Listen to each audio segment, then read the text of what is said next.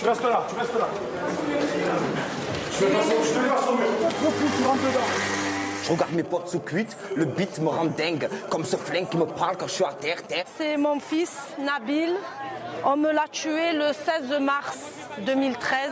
Il a sauté le portail, il se retrouvait là, par terre, directement par terre, jeté comme un chien. À l'époque, il avait 15 ans.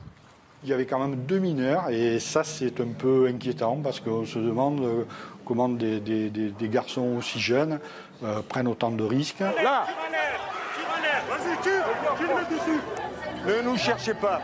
Des fois, quand je sors, je ne suis pas en sécurité. J'ai peur, il y a des jeunes de partout, on n'a pas l'habitude, on n'est pas en sécurité. Ils sont descendus à 3 et puis ils l'ont écarté du groupe et puis le gars donc, a été abattu. Là, vous avez le collège maçonné où il y a eu 7 petits qui ont été scolarisés, qui sont décédés à cause des trafics.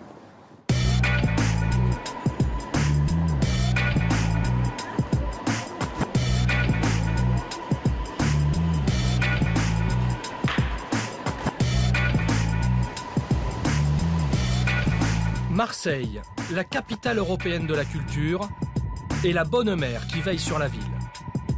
Marseille, c'est aussi les quartiers nord et une guerre sans pitié entre 80 cités pour encaisser les millions d'euros du trafic de drogue. Au milieu des quartiers nord, il y a le commissariat du 14e arrondissement. Jean-Jacques Guardiola, surnommé Papa, est un policier de terrain respecté et expérimenté. Il prépare une descente dans une des cités les plus chaudes de Marseille. Eh bien, vous faites ce que vous faites tous les jours. On lâche rien, que ce soit les gros, les petits, on attrape tout le monde et on verra après au triage. D'accord ? En passant, je vous félicite pour les résultats du mois de mai qui ont été excellents. Vous savez faire, donc on continue. Allez, on y va. L'armement, c'est prévu. Lanceur. Les flashs, on en a combien ? 2.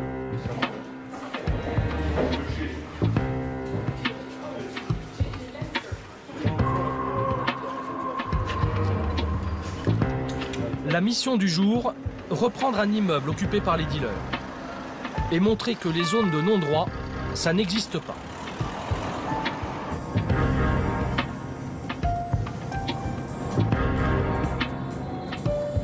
Là, on va citer les Flamands. Alors, les jeunes, les dealers, là, ils ont pris possession des halls d'immeubles et ils font un contrôle absolu sur la population en faisant des barrages. Donc on va essayer de leur démonter les barrages, et si on peut même d'interpeller des gens. Regardez, ils ne sont pas devant. Allez.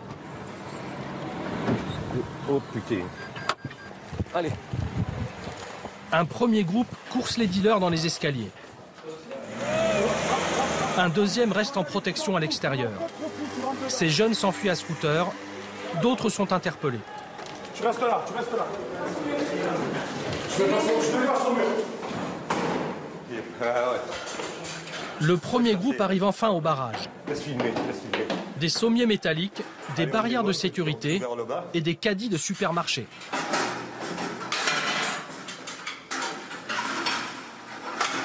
Ils mettent des caddies et en fait, ils passent juste leur main. Vous passez le billet dans le trou, ils prennent le billet et par le trou, ils vous rendent le produit. Comme ça, on ne le voit pas, on ne peut pas l'interpeller. Là, il y en a un là. Là. Allez, on n'arrive pas à pousser là. Je vais essayer de prendre l'ascenseur et de contourner la chose. Il y a déjà eu. D'accord. Les jeunes bloquent l'ascenseur en haut. Comme ça, personne ne peut rentrer dans le bas, ça leur fait un effet. S'il y a un incendie, que l'ascenseur ne fonctionne plus, personne ne sort de là-dedans, quoi. Et du moins, tous ceux qui sont au-dessus, hein. C'est quand même très, très dangereux. Dans le hall de l'immeuble, fouille au corps et saisie de stupéfiants. Bon, on a quoi alors là? Oui. Il a un morceau sur lui et le joint qui va passer à lui. D'accord, lui. Et lui? Oui. Le barrage est détruit et jeté sur le trottoir. Le groupe de protection couvre la sortie. Flashball prêt à tirer et grenades de dispersion en main.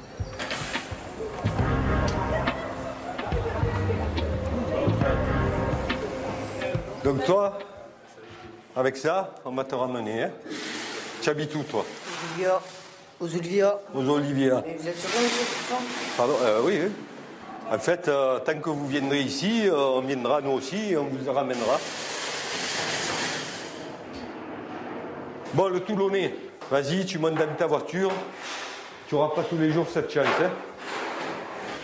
Thierry, va là-bas avec le flash. Vous me les gardez à distance. Allez, mets les mains dans le dos. Voilà.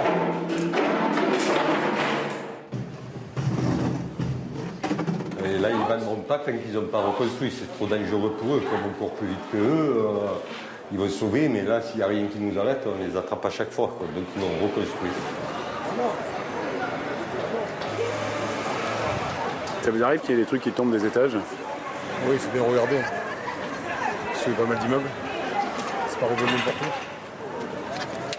Vous montez tous dans les voitures, sauf les protections. Là. Vous restez, vous les menacez du flash. Une protection haute, tant qu'on n'est pas dans les voitures. Là, sur tout le monde. Au moment de partir, caillassage. Doucet.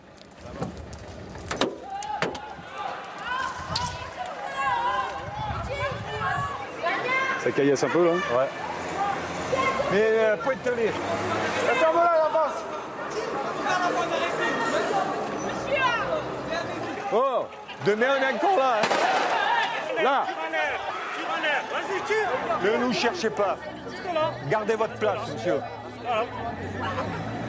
Ah, vous êtes content, vous êtes content? Ouais.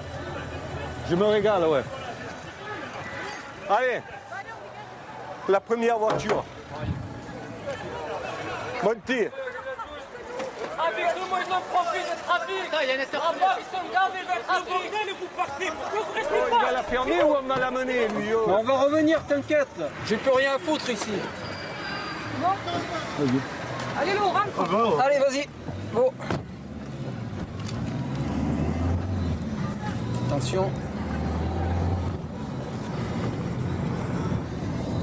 Voilà, ça finit souvent comme ça. Je vous avais dit qu'il fallait regarder en l'air. Hein. Quand toute la cité est contre vous, des fois il y a des cités qui nous aident et tout, mais là, si on n'arrive pas à infiltrer la cité, on recommence chaque fois. Hein. Ils sont énervés, ils n'aiment pas qu'on les contrôle, on va dire, chez eux. Retour au commissariat. Bilan de l'opération, une interpellation avec saisie de drogue et un policier légèrement blessé à la tête. Il a dit qu'il a écrasé. Qu'est-ce qui vous est arrivé? Il y a des blessés ou quoi? Non, mais ça va. Arrête, non, mais dites-le moi, je vais annoncer à... Non, mais c'est un caillou. Il y en a un qui a une... Ça gonfle là. Après, ça va, il n'y a pas d'impact sur la bagnole. C'est sur sa tête. C'est la bagnole. C'est ma tête, je sais pas. C'est plus costaud qu'une voiture, hein. Il y a eu un individu interpellé pour stup que nous allons traiter au BJA 14. Et il y a eu usage des gazeuses et du flashball. Aucun fonctionnaire blessé, pas de véhicule endommagé. Et de l'autre côté, le flashball, il n'y a pas eu d'impact sur un individu. Donc tout va bien. Qu'est-ce qu'il y a? Tu as un impact? Des marques de pierre sur le toit. La routine. Ah, fais voir c'est laquelle celle-là. Ah, 53-50, ça va. Toujours dans les quartiers nord, la plaque tournante du trafic de drogue, c'est la Castellane. 60 000 € de chiffre d'affaires par jour. Seule solution pour filmer, la caméra cachée. Sur les scooters, les choufs, les guetteurs. Ils contrôlent toutes les entrées. Ensuite, il y a les charbonneurs, les vendeurs. Pour les petits deals, les clients sont immédiatement servis. Pour les plus grosses demandes, d'abord on paye et on vérifie. Pour voir combien il y a, je t'ai pris un billet de ça.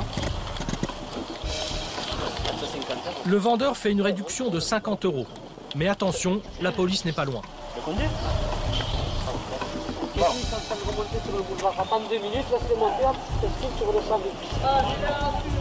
Ensuite, on récupère la drogue plus loin, dans un autre immeuble. Les pains de résine de cannabis sont cachés dans cette grande poubelle. C'est bon produit. Il est bon ou pas? Pas bon, mais il passe bien, il est fumable. Ouais. Pour la prison, même pour la prison, ouais, putain. Et celui-là, combien? Ça, c'est 900 €, 200 grammes. Ces 900 grammes de cannabis seront introduits dans la prison des Baumettes, puis revendus aux détenus. Merci grand. À plus. Juste en face de la Castellane, la Bricarde, 15 000 habitants. Notre guide, c'est Kamel. Il est chauffeur de bus à Aix.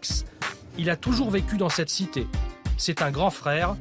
Les jeunes, il les connaît tous. C'est une cité où il y a un peu de mal-être parce que les jeunes, ils n'ont pas d'emploi, ils n'ont pas de local où rester. Donc c'est un peu laissé à l'abandon. Alors ils restent dans les blocs, ils passent leur temps dans les blocs, voilà.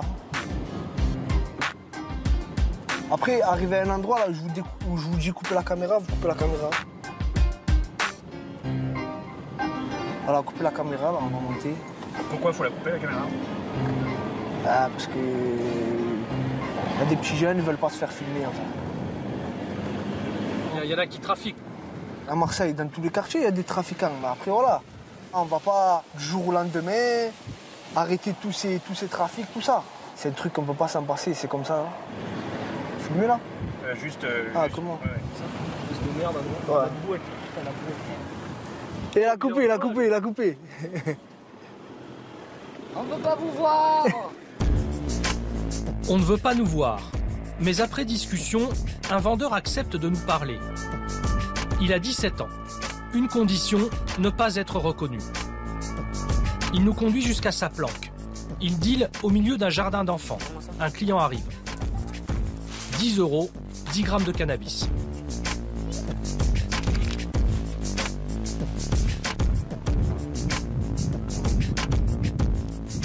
En détail, à peu près ce qu'il y a. 50, ça c'est le 10, les 10 et la bœuf. Et ça c'est les 20. Il y a le patron qui ramène tout ce qu'il faut, quoi. Et voilà, dès le matin, je commence à me poser. Et voilà, je vends, hein. Je fais ma journée. Je peux faire 1500 en une journée, ou je peux faire 2000. Jusqu'à 2000 € par jour. Un réseau parfaitement organisé et hiérarchisé. D'abord, il y a le guetteur. Il est payé environ normalement 50 € par jour. Après, il y a le charbonneur. Le charbonneur est payé un peu plus, 80 ou des fois ça dépend, 100, ça dépend de ce qui fait le réseau, 150. Et après, il y a le gérant qui s'occupe des guetteurs, tout ça, il paye les guetteurs. Ça marche comme ça, voilà. Après, il y a le patron. Il y a les mobiles aussi, des fois, guetteurs mobiles, en scooter. Quand la police rentre, ils montent. Ils disent un peu Akha, et voilà. Ça crée Akha quand ils sont là, quand il y a la police. Quoi. Et ils viennent souvent? On peut dire que c'est chaud en ce moment. Parce qu'on les voit souvent. Ils nous regardent de travers, ils nous font un peu chier, quoi.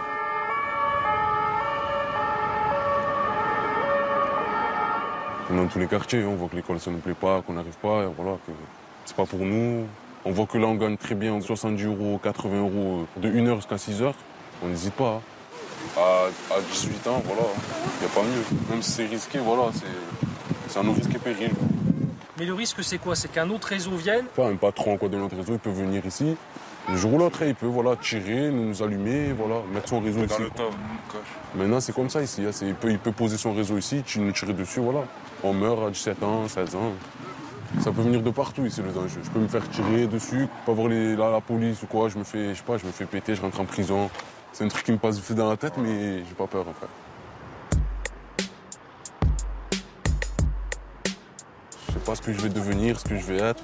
À un moment, il va falloir travailler professionnel, faire des trucs un peu. On entre dans le monde professionnel, voilà. C'est ça qui est le plus dur. Quand on arrive à gagner des 90 par jour, on est jeune, tout ça. Pour nous, ça y est, la vie, elle est facile. On vit chez notre mère, on paye loyer 600 €, on l'aide des fois un peu. Voilà, ça c'est une belle vie, tranquille.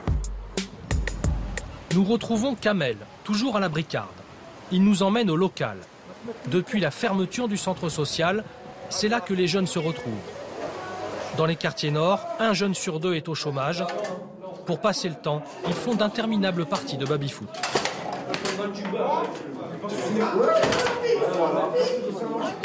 Là, c'est un petit peu un lieu de rencontre où ils peuvent tous se réunir. Quand un jeune il a un problème, on le voit. Le petit commence à dérailler un peu. Bon, on essaye un peu de le remettre sur les rails, mais bon, on n'est pas comme je vous ai dit, on n'est pas ses parents, on n'est pas ses frères, ses sœurs. on essaye de lui donner les meilleurs des conseils. Après, c'est à lui de les suivre. Mais bon, comme je vous ai dit, un peu, ce quartier il a été laissé un peu à l'abandon. Il y a de moins en moins d'éducateurs. Pour les jeunes, il n'y a pas assez de soutien. Il joue aux cartes sous le regard protecteur de Kader, le gérant du local. On arrive à essayer, pas faire, essayer d'être avec eux, les accompagner dans le boulot. Moi-même, tout le temps, je leur pose la question, est-ce qu'ils travaillent, est-ce qu'ils ne travaillent pas, parce que bon, je connais les parents très bien, on a grandi ensemble. La plupart, ils sont tous nés là. À 7-8 ans, ils savent très bien où ils vont, parce qu'ils grandissent tout seuls. Bon, tout seuls, entre guillemets, parce que les parents, il y en a qui peuvent, il y en a qui ne peuvent pas. Il y en a qui veulent que leurs enfants y réussissent, et leurs enfants n'y réussissent pas.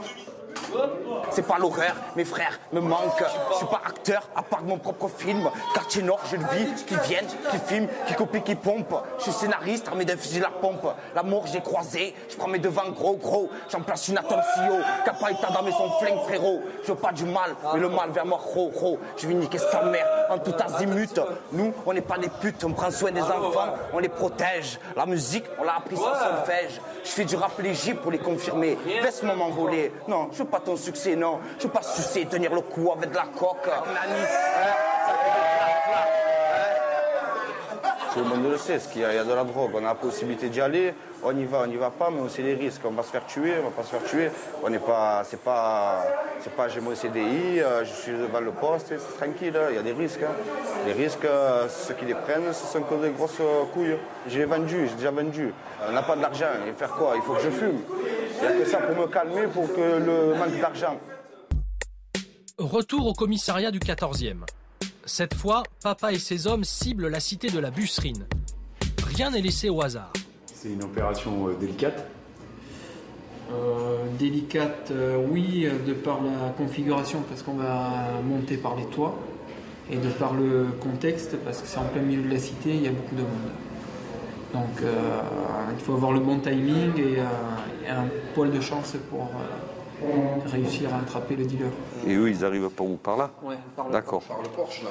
Ils descendent, ils montent dans l'immeuble. Dans la voiture, il reste Julien et Blond, qui vont se mettre devant. On bloque la porte. Le type a certainement un survêtement clair et apparemment, il n'a pas de sacoche, il aurait les sachets dans l'escalier à même le sol. Et on met tous les véhicules prêts à partir, que si ça part en live, quoi qu'il arrive, on ne polémique pas des heures. Hein. On prend, on revient là, on s'en fout, on aura gagné ou perdu, on s'en fout.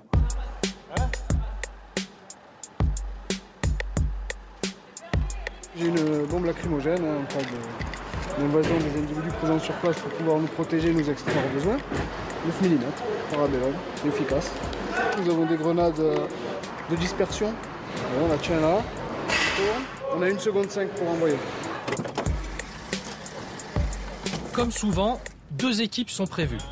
Objectif, prendre les dealers en tenaille. La première équipe entre prudemment dans la cité.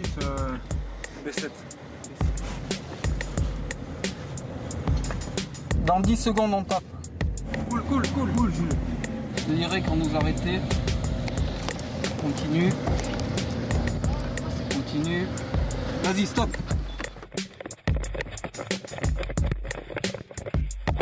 Top les amis, top. La deuxième équipe entre en action.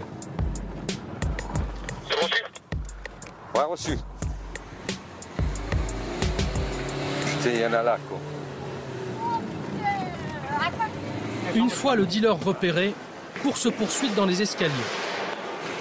Mais il a été prévenu par les guetteurs. Le dealer est debout sur cette trappe. Il empêche les policiers de la soulever.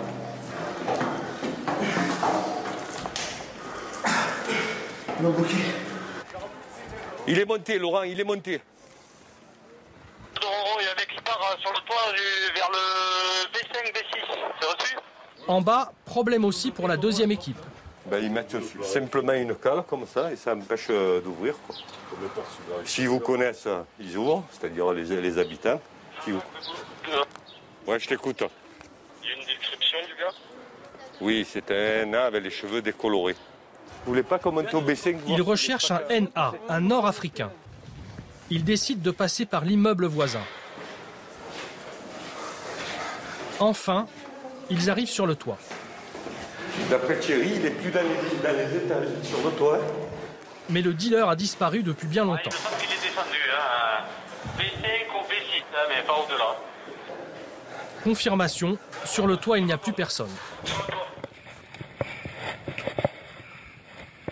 T'as vu quelque chose ou pas?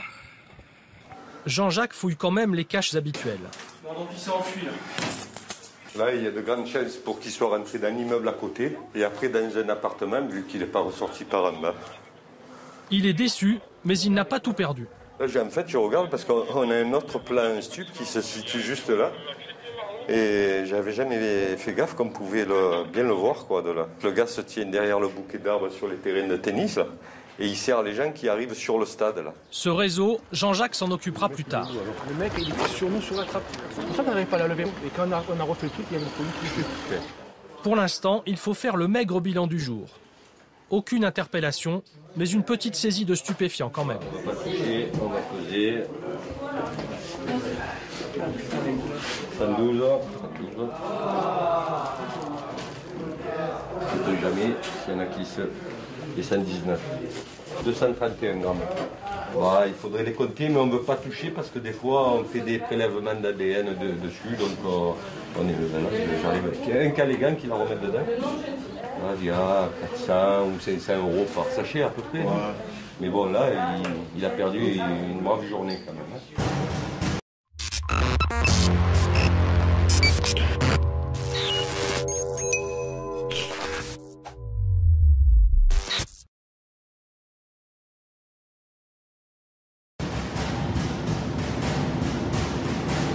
Le soir même, à Saint-Louis, dans les quartiers nord. 7e règlement de compte de l'année. Peu après la fusillade, comme d'habitude, Jacques Dallest, procureur jusqu'en juillet dernier, arrive sur les lieux. Ce qu'on sait pour l'instant, c'est qu'un coup de fusil de chasse a été tiré sur la victime, plutôt dans le bas du corps, au niveau des reins. On a une dizaine de projectiles qui semblent être projectiles d'une cartouche, qui l'ont atteint mortellement. Ça vous étonne de voir un crime de la sorte Rien ne m'étonne plus, vous savez, on a toute forme d'homicide, ce que malheureusement on a trop souvent des règlements de compte, on a eu des crimes de toutes sortes à Marseille. Il y a le père là. Mais je suis son père là maintenant. Non, mais on n'a pas dit qu'il y avait un souci. Il veut voir le corps de son fils. Impossible car les enquêteurs analysent la scène de crime. Ça fait une mots.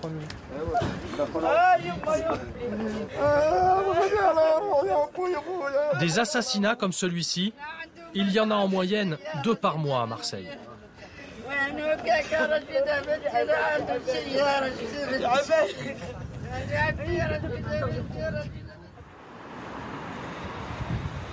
Le lendemain matin, au palais de justice, nous retrouvons le procureur.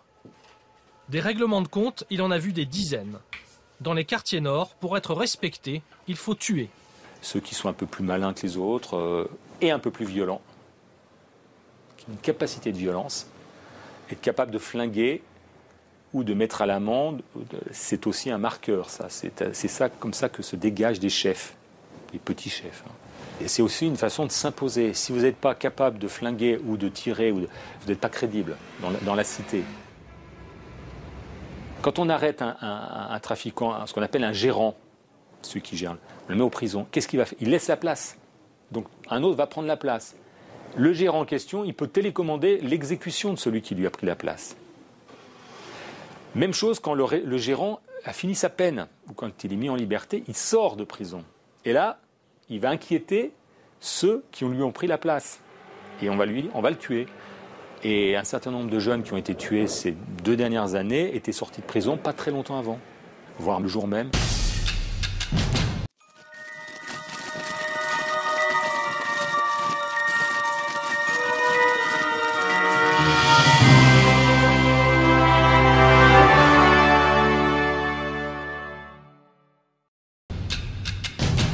Des guerres de succession pour le contrôle des réseaux de drogue, c'est ce qui explique en partie la violence à Marseille. Ces jeunes armés de Kalachnikov, Gilles Tachon les a traqués pendant 30 ans. Policier à la retraite depuis peu, il nous emmène sur les lieux d'un règlement de compte, celui qui a tout déclenché. C'est lui, la victime. Il y a un véhicule qui est arrivé donc, dans ce sens-là, et qu'il y avait le groupe de jeunes qui étaient réunis, qui fumaient donc leur pétard tranquille qui était là. Et puis bon, il y a un différend commercial certainement qui a eu lieu, et puis ils sont descendus à 3, et puis ils l'ont écarté du groupe, et puis le gars donc, a été abattu, et je vois que... Vous voyez, à Marseille, donc, on entretient encore la mémoire donc, de ces gens qui sont tombés, mais lui, c'est la première victime donc, de la guerre des gangs des cités, parce que gang, c'est un grand mot. La plupart des concitoyens donc, ils sont attristés par ce genre de phénomène, mais enfin, ils comptent les victimes, et puis je dis, bon, un trafiquant de moins. Maintenant, un jeune de 16 ans, une arme de guerre dans la main, il va l'avoir facilement, il va se la procurer parce que l'argent, il l'aura. Et puis, il viendra vous déglinguer, il viendra vous tuer, pour un oui, pour un non, pour un moment d'humeur, un rail de coque dans les narines, et puis c'est terminé. Et puis, il monte au feu, il monte au combat. Puis, il n'y a aucun problème, là, il viendra vous flinguer. Ensuite, direction la cité du Clos-la-Rose. Visite guidée. Dans cette cité, c'est un point d'entrée. Sur votre droite, près du local poubelle, vous avez ici donc, le gars qui se met là donc, en surveillance pour les véhicules suspects, en criant le hara. Hara, en voulant dire, donc c'est la police scapée. La seule chose qui manque, c'est le fauteuil. Un peu plus loin, un dealer a été abattu. Un enfant de 11 ans passé dans la rue, il a été blessé d'une balle dans le cou. Une Alfa Romeo et une Jetta Volkswagen, ils sont venus, qui ont mis pied à terre, ils ont tiré sans sommation. Pourquoi ? Et pourquoi ? Parce que bon, il y avait différentes cités, entre clans, et avoir donc la même mise sur tous ces quartiers, sur ces cités qui sont à 100 mètres dans le vol d'oiseau, c'est des sommes donc considérables, 20-30 000 euros par jour. Sur le mur, cette plaque en mémoire du dealer, à la fois acteurs et victimes de la guerre des gangs. Victimes eux aussi, les habitants des quartiers nord. Ils manifestent régulièrement sur les marches de la gare Saint-Charles. Beaucoup de mères de famille, parmi elles, Baya. C'est mon fils Nabil Djiyoyo. On me l'a tué le 16 mars 2013. C'est le petit qui a été retrouvé dans la voiture calcinée à la SNCF. Voilà, moi je suis là pour mon fils et pour tous les quartiers de Marseille. Tous les mois, on enterre quelqu'un. Stop, on en a assez. C'est plus possible. Dès qu'il y a un règlement de compte et qu'on entend qu'il y a un enfant de 19 ans ou 18 ans qui a été tué, on est là toute la nuit à savoir, en téléphone, pendu au téléphone pour savoir si c'est notre enfant ou c'est l'enfant de quelqu'un d'autre. Alors il y en a marre de voir toute cette violence. Trop de morts et pas assez de moyens pour les centres sociaux dans les quartiers. Nos quartiers sont morts, les centres sociaux, il n'y en a plus, alors que les centres sociaux faisaient beaucoup de choses pour les petits. Moi, j'allais au centre social de Fontvert et c'était super bien, il n'y avait aucun minot dans la rue. Dans la manifestation, c'est deux femmes politiques. Elles sont cousines, représentantes des quartiers nord. Nora Preciosi, conseillère municipale UMP, et Samia Ghali, sénatrice socialiste. Les morts, on ne les invente pas. Les blessés par balle, on ne les invente pas. C'est une réalité. Il faut maintenant sortir de ça. Il faut que pour pouvoir sortir de cela, il faut tout simplement permettre aux enfants de réussir. Et quand je vois 46% dans certains quartiers de jeunes qui sont dans le décrochage scolaire, ben, je m'inquiète. Je m'inquiète pour cette ville. La question du transport en commun, la question, je l'ai dit, de l'emploi, de la formation, la question du logement aussi, le mal-vivre aujourd'hui à Marseille dans les cités, ben, c'est insupportable. Le soleil, la mer et Notre-Dame, ça ne suffit pas comme cliché pour redorer et donner réellement de la force aux Marseillais. Les mères de famille des quartiers nord ont créé le collectif du 1er juin. Elles ont rédigé 23 propositions sur l'emploi, la police ou le logement. Aujourd'hui, le schéma est catastrophique. Vous avez toutes ces mères ici qui pleurent parce qu'il y en a la plupart d'entre elles ont perdu un enfant, un neveu, un fils, un petit-fils. Donc si on est là, c'est pour la solidarité. S'il y avait eu un suivi scolaire, si on avait pris ces enfants en charge, eh ben aujourd'hui on n'en serait pas là. Aujourd'hui on manifesterait pour acheter des livres, pour voyager, visiter Versailles, visiter d'autres pays que les quartiers nord de Marseille. Les mères de famille attendent maintenant les réponses des officiels. Retour au palais de justice. À Marseille, le taux de délinquance des mineurs est largement supérieur à la moyenne. Des délinquants de plus en plus jeunes, Maître Gioia en défend régulièrement. Aujourd'hui, vous avez des gamins, 12, 13 ans, 14 ans, ils sont armés d'armes de poing, ils sont armés de lance-roquettes, de kalachnikov. C'est des gens qui ne savent pas du tout, c'est des gamins, c'est des enfants qui mériteraient 2 gifles, mais que plus personne n'ose corriger, parce qu'ils sont sans autorité, sans cadre, et qui n'obéissent plus à aucune norme, à aucune morale, à aucun texte, à aucune autorité. Ces gamins-là utilisent des armes qu'ils ne savent pas manipuler. Et nécessairement, ça crée des situations complètement terrifiantes pour tout le monde. C'est des groupes qui se montent non plus par spécialité, mais par cité, par territoire, sur des coups bien précis. On se rencontre un soir, on est 4-5, on va faire un coup. Et puis le coup qui est réalisé, il n'est pas préparé, il est fait par des gens inexpérimentés, des gamins qui sont avides d'exprimer un mal-être, une souffrance, un mal de reconnaissance. Maître Gioia nous propose de rencontrer l'une de ses clientes, Wafa. Agressée plusieurs fois, elle a été obligée de quitter Marseille. C'est une chose qui devient banale, c'est les agressions. Là où aujourd'hui j'ai mis une robe, mais bon, d'habitude on essaie de se cacher puisque c'est quand même, faut éviter de provoquer les personnes. Et vous avez été agressée ? J'ai été séquestrée, on va dire. C'était assez violent. J'en ai même pas parlé à ma famille tellement c'est banal sur Marseille. J'ai pris pas mal de coups. C'était un boxeur. Et pendant 6 mois, je n'ai pas pu bouger puisque j'avais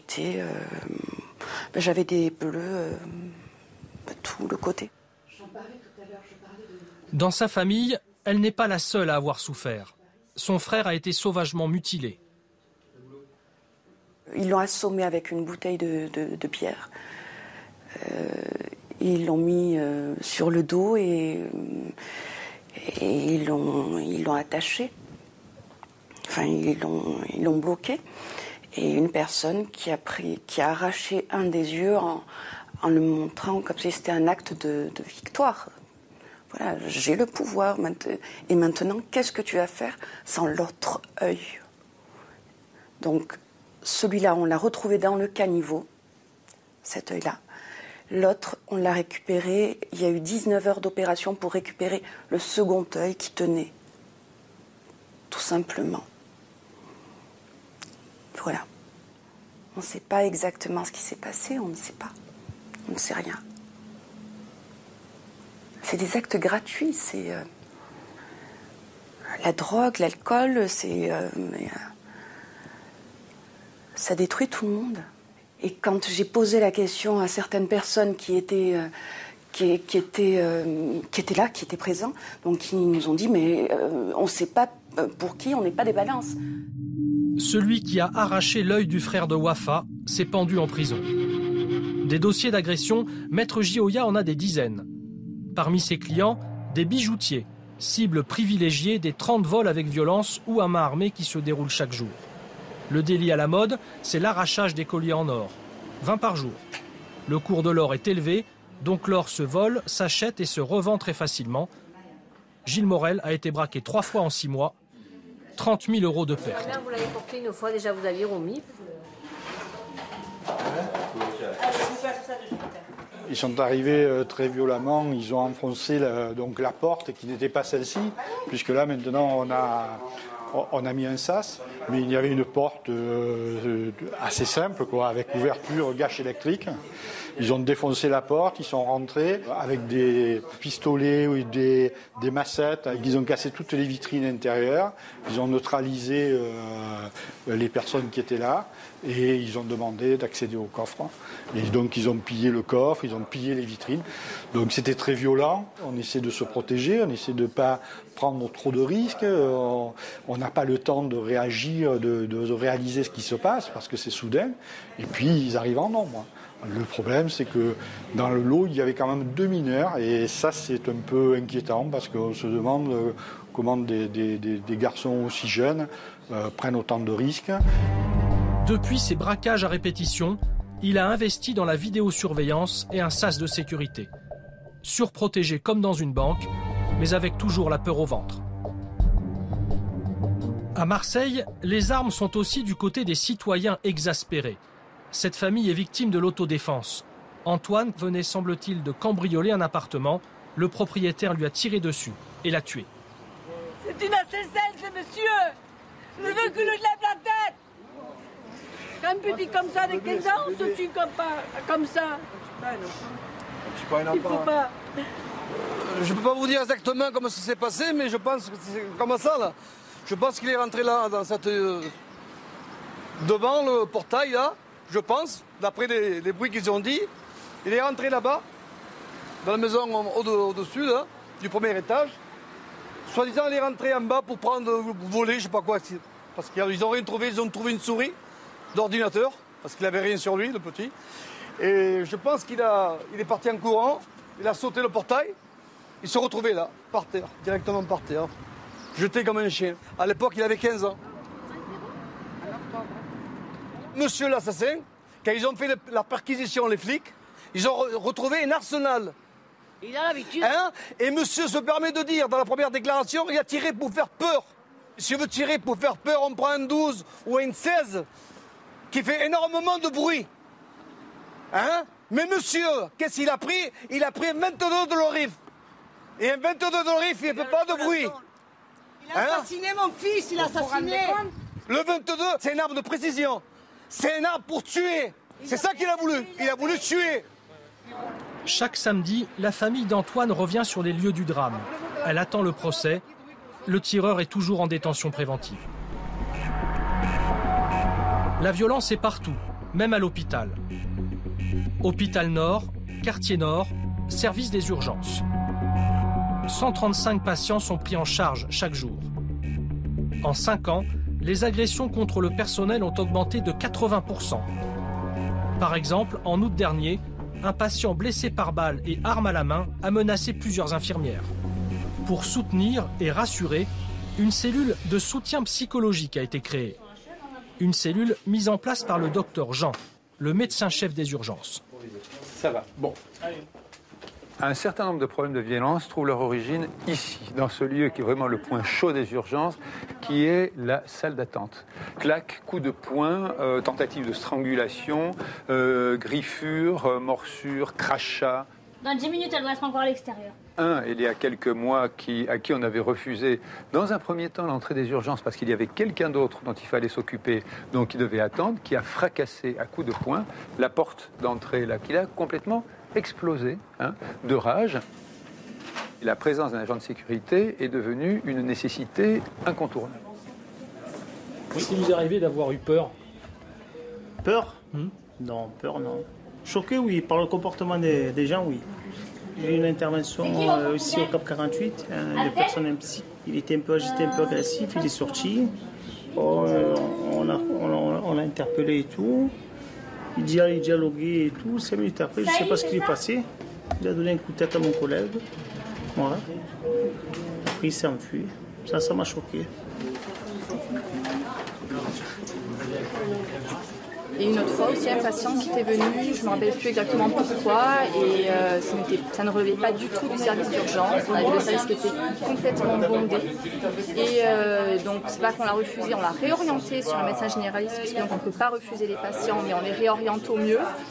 Et là, non, c'était carrément menace de revenir avec une Kalachnikov et de me tuer. On a toujours quand même un peu l'appréhension de se dire est-ce qu'ils vont vraiment venir. On a des collègues qui se sont fait prendre en photo avec des menaces. De toute façon, j'étais en photo, je vais revenir, je vais te tuer. On a eu une fois un monsieur qui s'est présenté à l'accueil, il est arrivé, il a posé son pistolet sur la banque au niveau de l'accueil.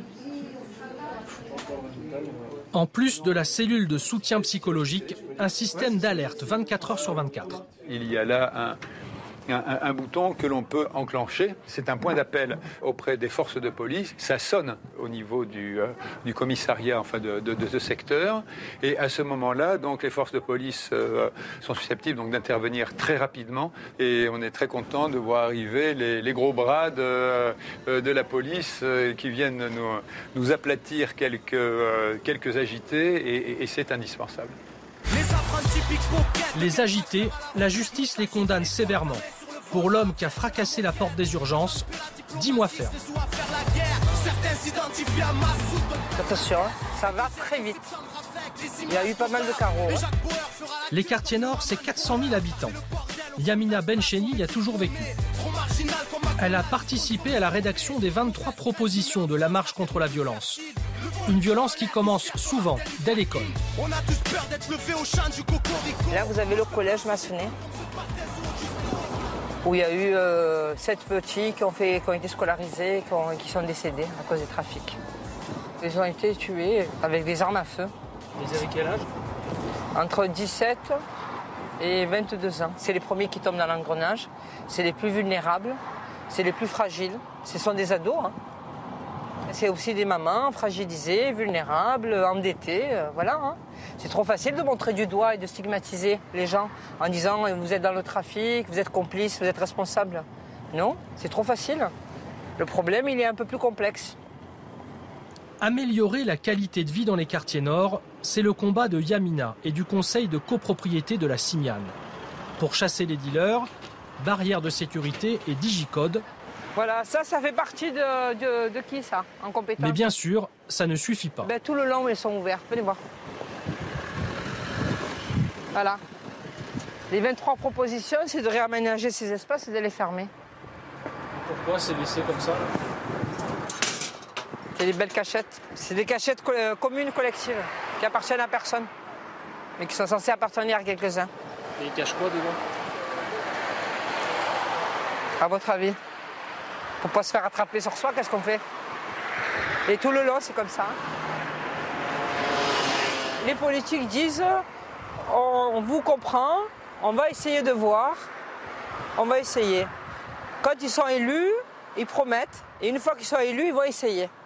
Donc ça fait des années, je pense qu'ils doivent essayer. Essayer d'aider les habitants, c'est ce que fait Nora Preciosi. Elle est conseillère municipale UMP. Au menu, couscous avec les femmes du quartier. Bon les filles, c'est bon aujourd'hui le repas? Excellent, délicieux. Et la prochaine fois, c'est quoi? L'aïoli? L'aïoli ou peut-être paella. C'est super. La cité de Fontvert, elle y est née. Elle la défend et elle veut la nettoyer de toute corruption. On s'est aperçu qu'il y avait des élus qui étaient corrompus, qui sont condamnés, qui ont donné des subventions à de fausses associations. Ça fait 18 ans que ça dure ici. De donner de l'argent à des voyous des quartiers pour avoir un électorat. C'est pas ça faire de la politique. Il y a l'avenir des enfants, des petits, qu'il y ait un suivi scolaire, qu'on parle de la culture. La culture, c'est pas que le foot. C'est vrai qu'on a Zidane, bravo Zidane, on est fiers de lui, mais il n'y a pas que ça. Aujourd'hui, si on se bat, c'est pas pour nous, c'est pour nos enfants. Pour les enfants, c'est pour les jeunes, les enfants travaillent. C'est une génération perdue. En tant que femme, comment vous la ressentez cette journée? On est catalogué. Pour l'instant, il n'y a rien qui se fait. On veut du changement et c'est maintenant. Dans les quartiers, on n'est pas en sécurité en fait. Voilà, donc la police vous les appelle et ils ne rentrent pas, ils ne viennent pas, ils n'interviennent pas. Donc ils ne vont pas venir sur place, après 1 heure ils arrivent, mais c'est trop tard. Et le manque de sanctions, parce que même s'ils viennent et qu'ils font une tour du rond-point et qu'ils repartent, ça ne sert à rien. À quelques mètres de là, nous retrouvons Jean-Jacques et ses hommes. À l'extérieur de la cité, contrôle des véhicules. À l'intérieur, vente de stupéfiants. Mais aujourd'hui, ils ne contrôlent pas les dealers. Pour asphyxier le trafic, ils cherchent les acheteurs. Là, on est dans la cité Fontvert. On regarde les véhicules qui rentrent et qui restent, on va dire, 3-4 minutes, pas plus. Pour nous, c'est un signe qu'ils vont acheter de la résine de cannabis. Ah, le scooter, là, à 2 et la Fiat 500. Et on ne peut pas les laisser faire ça en toute impunité. Il faut qu'on les gêne absolument. Pour un acheteur récidiviste, en théorie, c'est 1 an de prison et 3 750 € d'amende.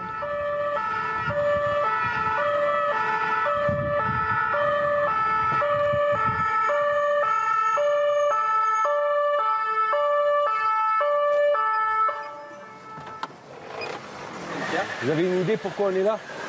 Non, parce qu'on sort de l'époque. Parce que tu as touché aussi. Tu vas me donner ton produit stupéfiant. Voilà. Hein, comme ça, on ne va pas polémiquer longtemps.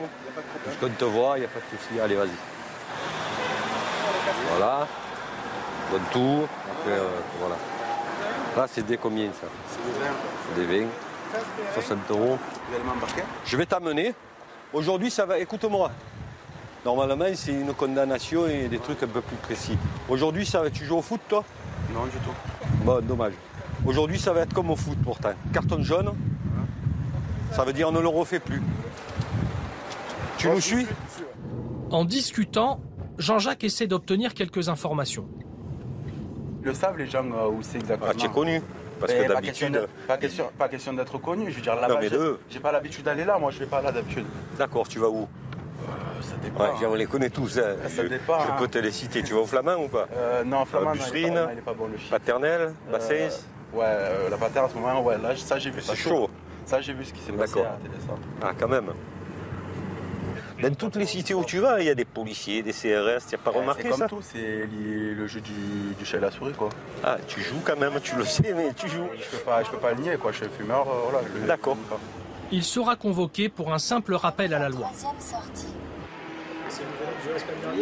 Pour arrêter les trafics à fond vert comme ailleurs, Samia Ghali, sénatrice socialiste, a une idée. Ce samedi, elle célèbre un mariage. C'est avec un grand plaisir que je célèbre aujourd'hui votre mariage. Article 212. Les époux se doivent mutuellement respect, fidélité, secours et assistance. Son idée est simple, déployer l'armée dans les quartiers. Quand vous avez des cités où il y a des armes de guerre qui se baladent, où les enfants achètent je dis bien les enfants, parce que quand on a 13 ans, 14 ans, pour moi, c'est encore des enfants. Ils sont capables de s'acheter des armes de guerre comme on achète une paire de baskets. Ben, ça pose un problème, donc j'avais demandé l'armée pour désarmer les cités. Et l'armée pour interdire aux consommateurs de venir dans ces quartiers. Parce que ces consommateurs, quand ils viennent, ils ont le sentiment finalement de ne pas faire de mal, mais si, ils font du mal parce que c'est eux qui font prospérer le trafic, et plus le trafic prospère, et moins les gens dans les quartiers peuvent vivre normalement. Vous avez même des enfants dans les quartiers qui pensent que dealer, c'est un métier. En tant que maire, elle aide les jeunes à trouver un emploi. Elle avait 4 postes à proposer. Sur 40 qu'on a contactés, il y en a 10 qui sont venus. Sur les 10, il y en a 4 qui sont venus au deuxième entretien. Et sur les 4 qui sont venus au deuxième entretien, ils ont eu des CDI. Et il n'y en a qu'un qui est allé travailler. Aider les jeunes des quartiers nord, un sacerdoce pour le centre social Saint-Gabriel. Bonsoir. Bonsoir, serre-moi la main, bonsoir. 4 soirs par semaine, Jean-Charles Bouaniche organise le soutien scolaire pour 35 collégiens. Ouais, en fait, ils ont pas et on va les faire travailler là-bas. Ah ouais, d'accord. Alors on va là-bas. Hein? Je peux Allez, vas-y. Allez. Jean-Charles travaille à Saint-Gabriel depuis 25 ans. Les animateurs sont bénévoles, ils sont étudiants en école de commerce. Avec des subventions de plus en plus faibles, Jean-Charles propose tant bien que mal des ateliers vidéo, des cours de danse et des sorties culturelles. Des fois, il y a des leçons que je ne comprends pas trop. Je viens ici et les tuteurs, ils m'aident. Et voilà, et je comprends mieux ma leçon. Pourquoi tu travailles mieux ici qu'à la maison? Parce qu'il y a des tuteurs qui nous aident à faire nos devoirs. On est dans un quartier où les gens ont très très peu de moyens. Élever des gamins dans des cités aussi difficiles que ça, c'est proche de l'héroïsme.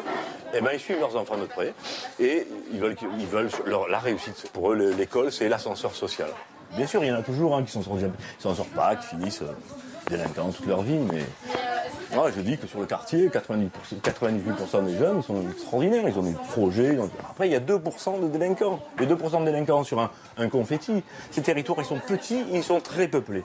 Forcément, si on fait un rapport mathématique, on trouve beaucoup de délinquants. On trouve toujours les mêmes 20, 30 jeunes qui sont là, et qui commettent des actes. Nous, notre stratégie avec eux, c'est de garder une porte ouverte. Quoi. On peut être là, voilà, on peut éventuellement te filer un coup de main. Après, le reste, c'est une affaire de police. Ça dure le mec. La police, les règlements de compte, la drogue, les armes, c'est un sujet fréquent de discussion au collège. La violence, ces jeunes la vivent quotidiennement. C'est pas l'heure, qu'est-ce que là, on dirait en train de parler. Quand on dit qu'il y a de la violence à l'école dans les quartiers nord, c'est vrai ou c'est pas vrai? Oui. Ça dépend du collège. Ou des écoles, je sais pas. De partout, il y a de la violence, c'est pas que ici. C'est toi qui fais la bonne. Je sais pas, c'est quand les gens ils se font frapper. Quand il y a des coups de non, ça m'a même pas des fusillades. Comme ça, là. C'est vrai. À Fontvert, il y en a 8 ans. Tais-toi, pourquoi tu dis Fontvert? Mais parce que c'est vrai. On dirait que c'est chaud. Mais oui, c'est chaud. C'est quoi chaud? C'est chaud parce qu'il y a la drogue, il y a tout, hein. C'est voilà. Ah, il fait chaud là. Mais il n'y a pas de violence, ils se frappent comme ça, il y en a pas à Fontvert, hein. Ouais. Non, c'est pas que je sors pour aller à l'école. Des fois, quand je sors, je ne suis pas en sécurité. J'ai peur, il y a des jeunes de partout, on n'a pas l'habitude, on n'est pas en sécurité.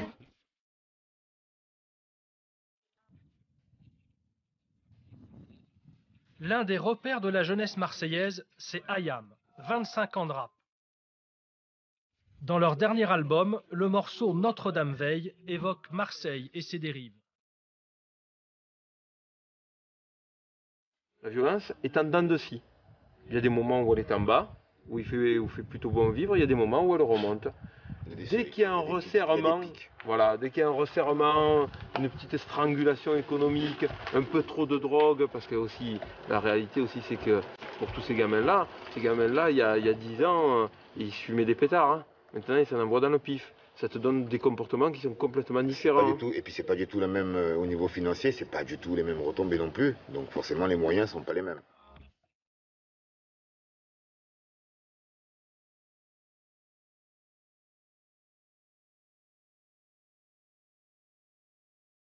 Et si tu possèdes pas de choses, tu es une personne. Donc il faut la bonne voiture, il faut la bonne femme, il faut le bel appartement. Ils veulent ça, ils n'ont pas les diplômes pour, ils y accèdent par la violence, un peu de mélange de jeux vidéo, c'est facile de tuer les gens. Tous ces gamins-là, ils sont dans cette vision-là des choses et persuadés que pour être acceptés, il faut posséder. Mais c'est quoi ça? C'est le capitalisme. Notre-Dame veille. Mais sur qui veille-t-elle exactement? Sur les policiers en guerre contre les trafiquants sans foi ni loi. Sur la justice qui instruit plus de 100 règlements de compte sans trouver les coupables. Elle veille sur les politiques sans solutions efficaces. Sur les commerçants braqués sans pitié. Sur les animateurs sociaux sans subvention. Elle veille sur les jeunes sans emploi. Finalement, Notre-Dame veille sur tous les Marseillais, de plus en plus dépassés par la violence de leur ville, où il y a 2 fois plus de vols à main armée avec armes à feu qu'à Paris ou à Lyon. Une violence désormais sans fin et sans limite.